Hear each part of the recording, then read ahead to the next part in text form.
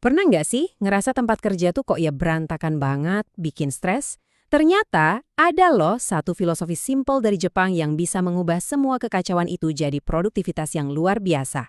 Yuk, kita kupas tuntas metode 5S ini. Coba bayangin deh, lagi dikejar deadline, dokumen penting malah hilang entah kemana. Atau buang-buang waktu cuma buat nyari satu alat doang. Kita semua pasti pernah ngalamin kan? Nah, kekacauan-kekacauan kecil kayak gini nih, kalau dibiarin numpuk, wah bisa jadi pembunuh produktivitas nomor satu. Belum lagi stresnya.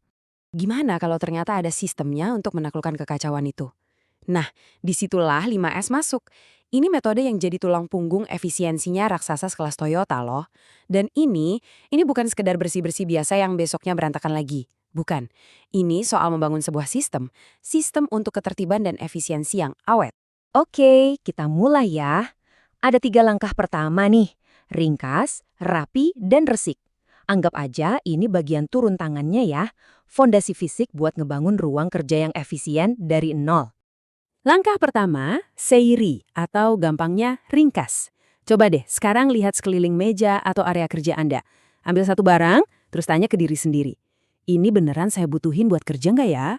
Kalau jawabannya enggak atau mungkin nanti, langsung singkirin. Tujuannya, membersihkan medan perang kita dari semua gangguan yang nggak perlu. Di pabrik-pabrik, mereka punya cara yang keren banget buat ini. Mereka pakai yang namanya red tag atau label merah buat barang-barang yang statusnya nggak jelas. Jadi barang itu kayak ditandai buat diadili nanti. Kalau dalam beberapa waktu nggak ada yang nyariin atau butuh, ya udah barang itu dipindahin atau dibuang. Simpel kan? Tapi ini cara visual yang super efektif buat ngurangin tumpukan barang nggak kepake dan yang penting mencegah kesalahan. Nah, kalau area kerja udah bersih dari penghuni ilegal, sekarang waktunya seiton, alias rapi. Tapi ini bukan sekedar naruh barang biar kelihatan rapi ya. Ini soal merancang sistem. Jadi, setiap barang penting harus punya rumahnya sendiri, tempat yang spesifik dan logis. Tujuannya apa? Biar kita bisa nemuin apapun yang kita butuhin dalam hitungan detik, bukan menit. Intinya di sini adalah gimana caranya kita menghilangkan waktu buat nyari-nyari. Coba deh bayangin ada shadow board buat peralatan, itu loh papan yang ada gambar siluet setiap alatnya. Jadi kita nggak cuma tahu di mana naruhnya, tapi juga langsung ngah kalau ada yang hilang. Atau contoh lain, pelabelan yang jelas, garis di lantai buat nandain area, semua itu tujuannya sama, menciptakan sistem visual yang nggak bikin kita mikir lagi. Langkah ketiga, say so atau resik. Tapi, tunggu dulu. Ini bukan cuma soal nyapu dan ngepel. Dalam filosofi 5S, bersih-bersih itu sebenarnya adalah bentuk inspeksi. Momen di mana kita bisa ngelihat lebih dekat dan nemuin masalah sebelum masalah itu jadi bencana besar. Contohnya gini, pas lagi ngelap mesin, kok ada rembesan oli kecil atau bautnya kok kayaknya agak kendor ya? Nah, itu dia. Atau pas kita bersihin lantai, itu bukan cuma biar nggak ada yang kepleset, tapi juga ngejaga area kerja kita tetap aman. Jadi, jadwal bersih-bersih harian itu berubah, bukan lagi jadi tugas yang ngebosenin, tapi jadi alat deteksi dini yang powerful. Oke, sampai sini 3 langkah pertama yang sifatnya aksi fisik udah beres. Kita udah milah-milah, ngata, dan ngebersihin.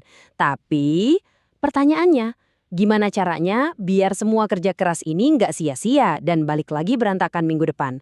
Nah, disinilah kita beralih dari aksi sekali jalan ke sebuah sistem yang berkelanjutan. Sekarang kita masuk ke 2S terakhir, rawat dan rajin. Inilah bagian yang mengubah 5S dari sekedar proyek bersih-bersih jadi budaya kerja yang permanen. Bagian yang paling menentukan sukses atau gagalnya 5S dalam jangka panjang. Langkah keempat, seikitsu atau rawat. Intinya cuma satu kata, standarisasi. Maksudnya, gimana caranya kondisi rapi yang udah susah payah kita ciptakan itu jadi standar baru, jadi the new normal? Caranya? Ya kita bikin aturan main dan panduan visual yang jelas, biar semua orang di tim tahu persis kondisi baik itu seperti apa. Caranya simpel banget tapi efektif. Coba deh, pasang foto area kerja yang ideal itu kayak gimana. Atau bikin checklist harian yang gampang diikuti. Tujuannya cuma satu, menghilangkan abu-abu, menghilangkan ambiguitas. Jadi, standar itu bukan lagi cuma ada di kepala satu orang, tapi jadi milik bersama, jadi kesepakatan tim. Dan akhirnya kita sampai di langkah terakhir. Mungkin ini yang paling susah tapi juga yang paling menentukan, shitsuke atau rajin. Ini semua soal disiplin, soal mengubah semua aturan tadi jadi kebiasaan. Tujuannya biar 5S itu jalan otomatis, nggak perlu disuruh-suruh lagi, biar jadi bagian dari DNA cara kita kerja. Disiplin ini nggak bisa tumbuh sendiri loh. Perlu komitmen dari semua orang. Terus diperkuat lagi sama audit rutin buat ngejaga standarnya. Dan yang paling penting, kepemimpinan harus jadi contoh. Kalau para bosnya aja udah praktekin 5S, wah dijamin seluruh tim bakal ngikutin. Dari situlah lahir budaya perbaikan terus-menerus. Jadi kalau kita lihat lagi ke 5 langkah ini, kita bisa lihat gambaran besarnya. 5S itu ternyata bukan cuma soal ngerapihin meja, sama sekali bukan. Ini adalah fondasi, landasan yang super kokoh buat ngebangun budaya produktivitas yang sejati. Persis seperti kutipan ini bilang, 5S itu soal budaya kerja. Ini mengubah mindset kita. Dari yang tadinya reaktif, sibuk madamin api terus-terusan, jadi proaktif, mencegah masalah sebelum terjadi. Setiap orang jadi merasa punya tanggung jawab atas areanya sendiri. Dan akhirnya, terciptalah lingkungan di mana keunggulan itu jadi hal yang biasa, jadi standar. Terus hasilnya apa? Wah, manfaatnya luar biasa. Keselamatan kerja jelas meningkatkan, kan kekacauannya berkurang. Kualitas produk jadi lebih baik karena prosesnya jadi standar. Produktivitas melonjak drastis karena nggak ada lagi waktu yang kebuang sia-sia. Dan yang paling penting, ini ngebangun disiplin tim yang jadi modal utama buat semua perbaikan ke depannya. Nah, sekarang coba deh kita renungkan sejenak. Pikirin tempat kerja Anda masing-masing. Dari kelima S yang barusan kita bahas, ringkas, rapi, resik, rawat, dan rajin, kira-kira langkah mana ya yang kalau Anda terapkan besok bakal ngasih perubahan paling besar? Coba deh dipikirin. Jawabannya mungkin bisa bikin Anda kaget sendiri.